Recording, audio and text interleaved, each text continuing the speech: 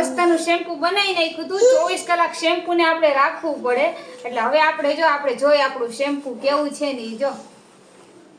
મસ્ત શેમ્પુ છે ને આપણું હવે જો આપણે આપણા શેમ્પૂમાં આ બધા ઓઇલ નાખવાના છે આપણે 12 કલાક અથવા 24 કલાક શેમ્પુ એમનેમ રાખવાનું હોય તો જો આવું જાડું આપણું શેમ્પુ છે બરાબર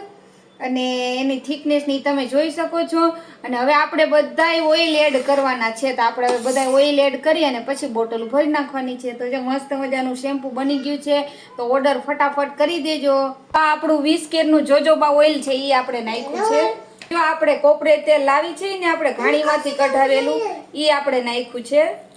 આપણે સારી ક્વોલિટીનું આપણે ઓલિવ ઓઇલ આવે છે ને એ લાવ્યા છીએ તો એ આપણે નાખી દીધું છે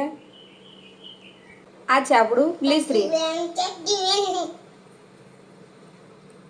આ છે આપણું એરંડિયું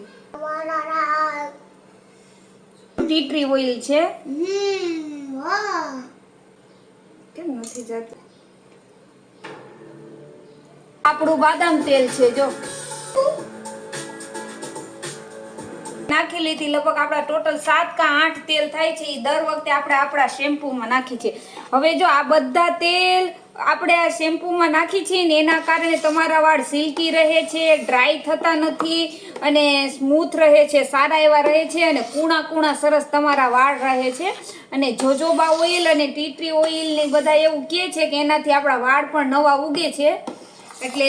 જોતા પૂરતા બધા તેલ અમે નાખી દઈએ છીએ અને વધારે તેલ નાખીને તો પાછો ઇસ્યુ એ આવે કે તમારા વાળ રહે ને એ હરખા ધોવાય નહીં એટલે આપણે જોતા પૂરતા તેલ નાખવાના હોય પણ આપણે 8 જાતના તો મસ્ત મજાના તેલ નાખી છીએ એટલે જો ભાઈ શેમ્પૂના રિવ્યુ સારા હોય છે